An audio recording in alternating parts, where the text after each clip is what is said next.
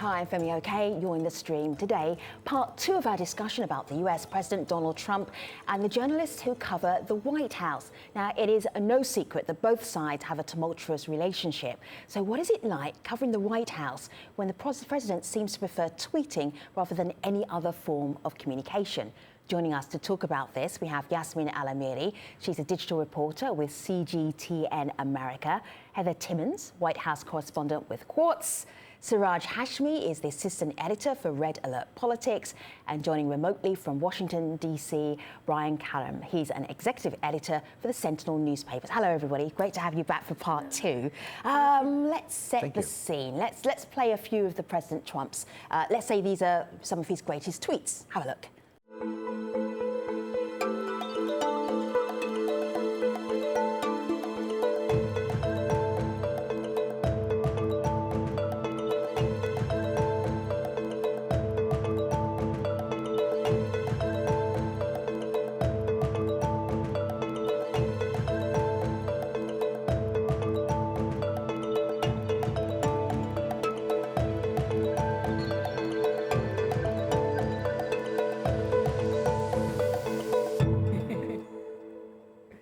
So on Al Jazeera News, there was a story about President Trump tweeting about 2 cable TV hosts. It was pretty tough. It was pretty harsh, the language he used. Siraj, you were on it.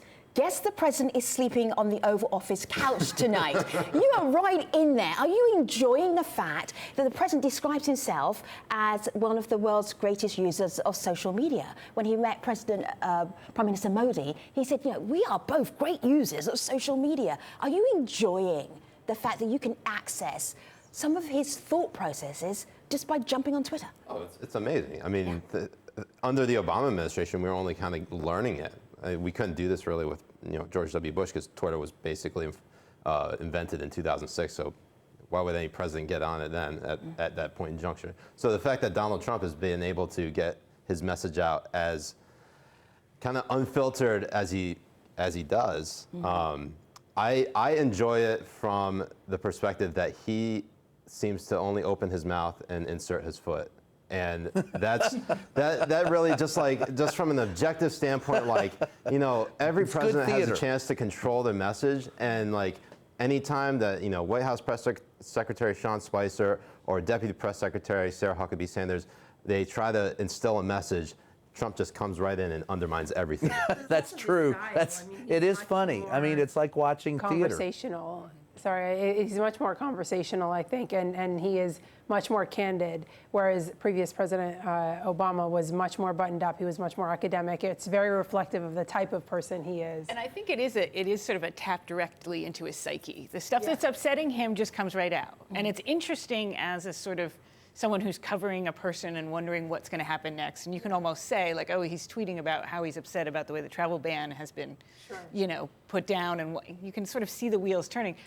I would say separately from our job as journalists, as an American, watching your president do things like that is horrifying sometimes. As an American, watching your president do things like that is not horrifying. What it really is watching the destruction of the Constitution of the United States take place before your very eyes, and you have absolutely no control over it. So you better laugh or cry because you're going to be here all week. I tell you how he's undermining the very foundations of the Republic.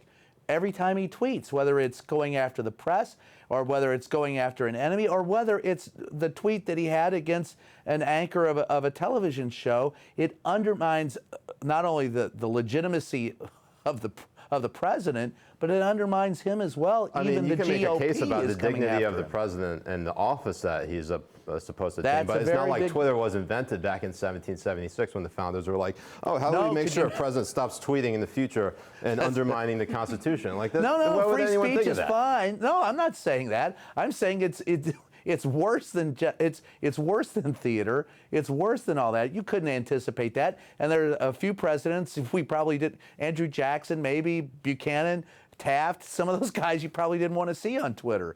But but there are also a large contingent of people that were actually very much appreciative of having such a candid president and someone that they can access so easily. I mean, I don't know if it's that many. I know that he won the presidency. I know he didn't win the popular vote, but I also know that more than, it was close to 50% of the people didn't vote.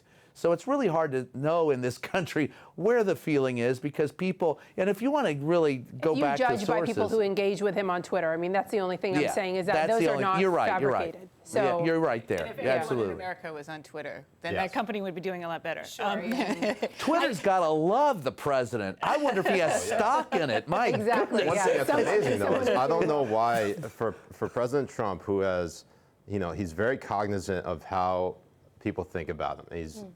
I wonder why he opens himself up to that much trolling that he does already. Here's Terry Johnson. Hold tight for a moment, Brian. Here's Terry Johnson. He says, it's not you, honey. He's talking about you, Brian, when you're saying that nobody's out to get the guy. We're just out to get answers from the president. And then Terry Johnson says that @real Donald Trump hangs himself every time he opens his mouth. We journalists are just the messenger. Yasmin, we are the messengers. You've actually met President Trump. Yeah. What was that experience like? What did you learn? I mean, it was along the campaign trail, and it was very brief, so it wasn't like a sit down or anything like that. But I have met him, and I think what's important is that President Trump is a businessman. He is someone who a lot of people find to be very charismatic. I think he definitely has a way with certain people. But I will say, I mean, I said this before, that it's a very adversarial relationship with the press, which is fine, because it's not like that hasn't happened before. I think honestly, the institution that we've set up in Washington is that there's an adversarial kind of relationship between the press and the presidency. But this is different. And along that same campaign trail, there was a lot of having people turn around at rallies and point fingers at the press, and that's when things become dangerous, and that's when things become, the story is the press and the point of the press versus the actual policies. And so I think that's where we begin to get concerned. So, Roger, I think you have to go back to Larry Speakes. Go back to Ronald Reagan and Larry Speakes. Larry Speakes was Ronald Reagan's press secretary, and he said, "Don't tell us how to stage the news. We won't tell you how to cover it." Today, we have evolved to, don't tell us how to stage the news, and we'll tell you how to cover it.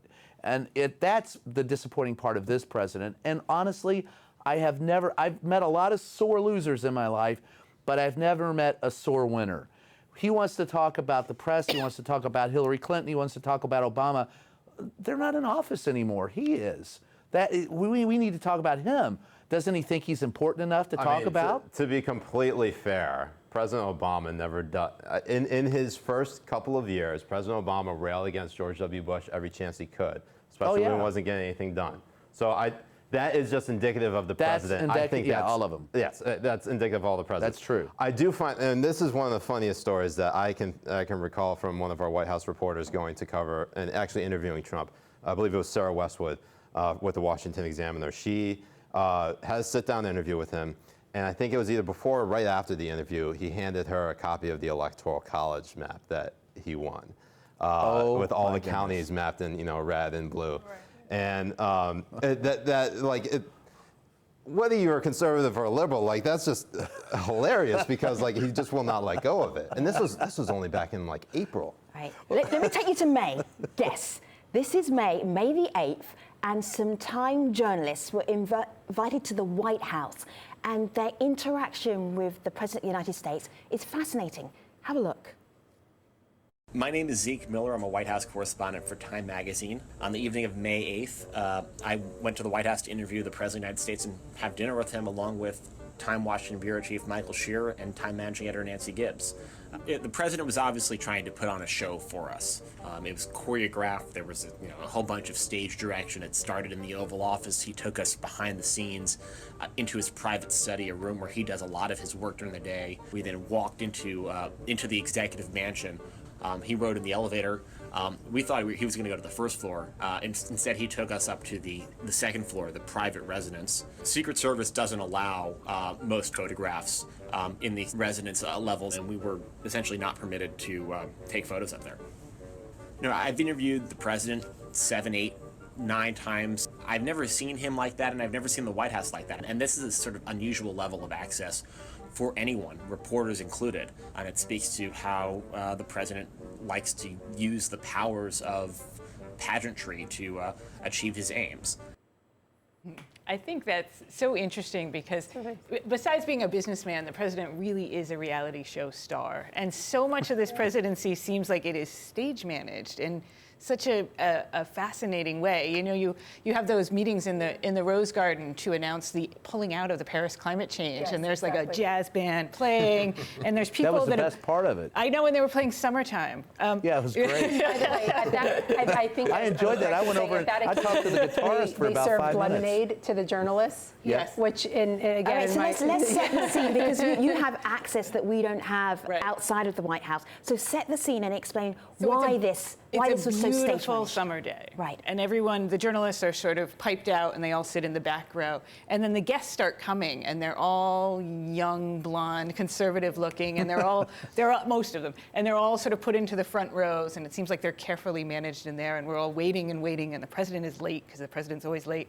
And finally you see Bannon come out and a few other people. And then the president comes out and he stands at the podium and the music stops and the sun shines through his hair. And he talks about pulling out of the Paris Climate Agreement. And in his speech, he says several things that are completely untrue. You know, the US is the most environmentally friendly country in the world. I don't know, there's a couple other things. And everybody in the front rows claps. And we all go like this. And all the journalists look around like, I know that's not true.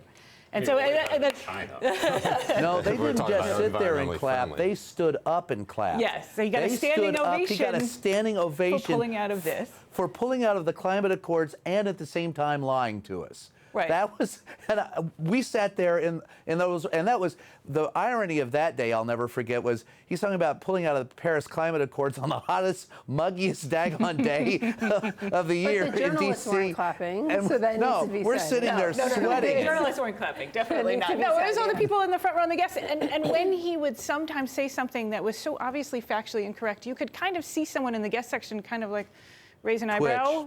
Yeah, and then just move on. Yeah. And so it's But- that part where it's like but this here's- beautifully stage managed thing and everyone claps for the president, but it's not. Here's your dilemma.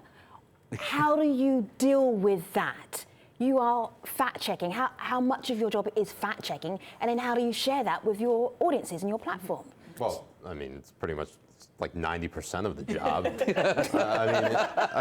Because conservative guy. well, yeah, I mean, conservative. and it's not just lies coming Are you from also fact-checking the president, Siraj? fact checking the president. Yes, Yeah. because if we are being honest with ourselves, his policy to build a wall has not happened, despite him saying that it will happen. And it in can't fact- happen. And well, the logistics are still out in the open. I don't know what's going to happen. No. I'll tell you. The fact that we have a No. The fact that we have a I want you to fence- listen to this. I want you to look at this, okay? Okay. Between Del Rio, Texas and El Paso, Texas, there is a place called Big Bend, Texas. And that's the bend in the Rio Grande River. Okay. And you cannot put a wall there. You want to know why? Because it's like the Grand Canyon. Right. No, You I understand cannot that wall structurally, off. infrastructurally, It's- just can't you work all can't the way do around. It simply can't be And done. they'd have to use eminent domain, and for a lot of the people who live on the border to basically build the wall. I understand that, but I'm just Okay. saying there are campaign promises that he's broken, and we've reported them because when it comes to the Senate health care bill, and then before that the House health care bill, the whole idea of repealing and replacing Obamacare, root and branch, which is what Republicans Right. basically ran on for 7 to 8 years before Trump was elected. With that term, too. Exactly, root and branch. And Yeah. the fact that they're coming out now with it, it's unfortunate that Trump is not as nuanced on policy because he is not there to basically call up lawmakers to negotiate with them and getting their votes to vote for a deal. Because He has no influence on them right now. Right now, I would say that many conservatives hate this bill. They view it as Obamacare light. It's a glossy cover to Obamacare, and they want nothing to do with it. You're absolutely Let me right. bring this thought up here from Amir. Amir on Twitter says, the presidency is already reduced to a bunch of tweets. Let's not do the same to journalism. Less bias, more composure. Has this unusual situation with a president who has very great access to just being able to tweet whatever he wants, whatever he's feeling, you know what he's feeling, has that meant that some journalists have lost their composure? Absolutely. But I don't think it's fair to say that standing up for the job that you're doing makes you biased. I mean, I think that if you not at all. say that we're doing our job and we're trying our best and you defend your position, I don't think that's biased at all. I think that's actually maintaining the level of integrity of the work that you do. And I would hope that people who watch our work or read our work would respect us more for it. I think when you start to go after the integrity of the president or the character, and there become character assassinations, that's a different level that I think, frankly, nobody should stoop to. And I think it takes away from a more substantial conversation. But I think saying that I'm doing my job and I'm doing it at the best of my ability is not biased at all. Right. I have a feeling that this was aimed at me. This is not fake news. This is This is- actually something that's right. going on. I agree. You know, And- this and is true. This is something that we need to pay I attention think to. the- You I have think the to. oh, go ahead, You Brian. have to. And as much as this I feel is aimed a little bit at me, I must say that at the end of the day, you've got to be able to stand up and explain to people what it is that you are trying to do, and to be honest about it. And at the end of the day, they'll decide. As I said to Sarah, you have the opportunity to buy another paper or to turn the channel if we get it wrong or you don't like what we read or what we produce. But we are not there there is no collusion. I was accused of being part of the Jewish Muslim liberal media cabal. Now, I never got that ring. No one has invited me. I've never been to a meeting, and I don't know what a cabal is. So there is this perception from some that maybe we huddle in darkness somewhere and go, okay, here's how we're going to go after the president. I think That's not this it. could be an opportunity maybe to educate the general public on what a journalist is, because I think Right. maybe there hasn't been a conversation since the advent of social media and since social media has become a form of journalism. And so I think maybe this is the time to say most You journalists, hit a look, are great point. credentialed. And there's a screening process. And maybe if you just have a Facebook page, that doesn't actually qualify you as a journalist. Well, it can qualify you as a journalist. It may not qualify you as a good one. It may not qualify you as a also a reporter. conversation, yeah. I mean, in this country, with freedom of the press and the First Amendment, anyone could be a journalist. I'm not asking for special rights. I'm only asking for the rights that are granted to every citizen. But I have worked at this business for 35 years to hone my skills so that I know how to go after facts and I know how to present them.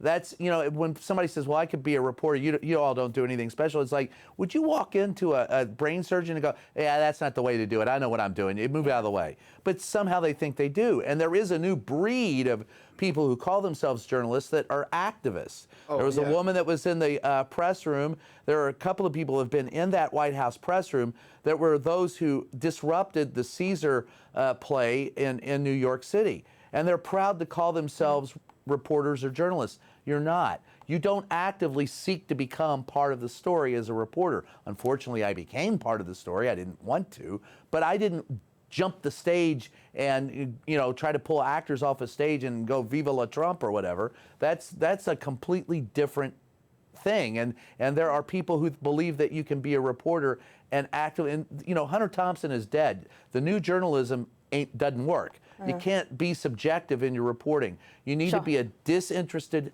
third-party observer. And that makes you a reporter. What we need though, and this is more accountability on journalists.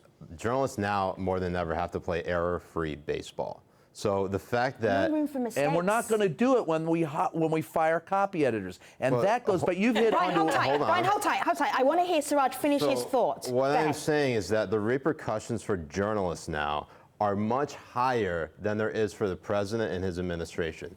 The fact that there are you can go with two competing narratives. You have the Trump administration saying one thing, and then you have journalists saying another thing. The Trump administration, you could say that they're lying. However, if you are caught in the lie, that's it. You're done. Your credibility is over. With the Trump administration, you can continue just carrying on. And look that's what CNN that's the did. problem. That's why, and when Trump is able to use that whole term, fake news, that's indicative of all that the is a mistakes lie that in journalists have made itself. along the way. And I'm not saying every journalist does that's a this. compelling There are a lot But of still we're credible human journalists beings, man. who are covering We're human the Trump beings. administration. We're never going to understand be that. able to play error-free baseball. The game isn't error-free baseball. I'm just saying right now, you in can't this do it. point in juncture, You can't do it. There's no way. There's no way you can play error-free baseball. But there is a way to do it. I think he makes a compelling point when you don't have to react to every single tweet because then you get orange out. Yeah, I agree with that. In terms of like anonymous sources, like with this CNN story, that was one anonymous source. And I think the fact that they were trigger happy to write a full story on it. I understand. Right. And Suraj, those people no longer work at CNN. Right. Heather, what did you want to say? I was going to say, I don't think that it matters that much in America if you are playing error-free baseball or not. Sometimes there is a group of people, perhaps encouraged by the president to think everything is fake news, that are not going to believe what you write. Whether it's completely sourced on the record and there's not a single error in it and it's even copy edited, they're going to read it and they're going to go, that doesn't agree with what I have to say. That's negative about President Trump, and that is fake news. And I think this is the problem that really, with Trump calling everything fake news on Twitter. Is this new for this year? No, I mean, he's been calling things he didn't like fake news for a long time. But your comment about some of the public will never believe, even if it is error-free journalism, they won't believe it. I think there's probably were people, last year or 2 years, I think that there's been a growing divide. Right. But I think this year, and we're coming to a very important point. Because the divisiveness of the campaign, I will say, is probably what started it. It created a vacuum where this could live, and it's only gotten ramped up. And I think the whole antagonism of the press became one of the talking points. And we're coming to a point as a country where we're going to have to agree on something, and that is what happens with the Russia investigation. These things are going to keep on going, and then a report's going to come out that's going to be on the record from the FBI or the Senate Intelligence Committee, and it's going to say X. And whatever it says, we all have to agree that we have to believe it. Right. Yeah, we have to believe Let me share with you a couple of comments from people who are watching this show. So black physicists say, keep on the case like April D. Ryan with more and more fact-checking and card-pulling, maybe an en masse walkout. April Ryan is one of the White House journalists. You often see her sitting there in the middle of the gaggle. And then Al-Haq Hassan says, keep on the good work. It's your right to disseminate information and our right to be well informed. What is continually fascinating is watching President Trump either on Twitter or actually in person being interviewed. This is a CBS interview. Have a look at how he reacted to that reporter called John Dickerson. I just wanted to find out, though, you're the President of the United States. You said he was sick and bad because he had tapped you. You can take it any way you want. But I'm asking you, because you don't want it to be fake news. I want to hear it from President Trump. You don't have to ask me. Why not? Because I have my own opinions. You can have your own opinions. But I want to know your opinions. You're the President of the United States. It's enough. Thank you. Thank you very much.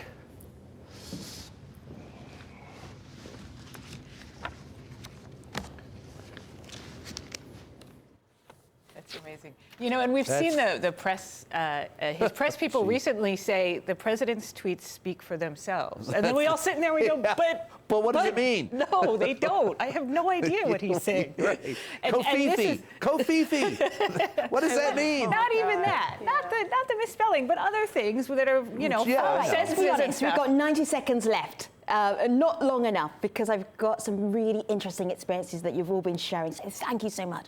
Are you enjoying this? Yes, absolutely, 100%. You're enjoying this? This has never been a better time to be a journalist. Despite all despite everything that's come against us, it is the best time to be a journalist. Best time to be a journalist. It's interesting and it's hard work and it's horrifying at the same time. May you live in interesting times is the curse, and we're living in it. Johnny, I don't know if it's enjoyable, but I know that it is good for journalists, only in so much as the demand is there and we must meet it. Enjoyable, sometimes I feel like I walk into that press room and I walk out and have a desperate need to bathe. Yasmin, are you having fun? It keeps you on your toes, I will say that. I think it tests your journalism chops and, may every day be more interesting than the last. Yasmin Alamiri, Heather Timmons, Suraj Hashmi, and Brian Karem. We are going to be following you on your platforms to see how you deal with this ongoing challenge of covering President Trump and the White House and the Trump administration. Thank you for being part of our roundtable today. Really appreciate it. And if you have more to say and you want to comment, we're always online at #AJStream. Thank you for watching this episode of The Stream. See you online. Take care, everybody.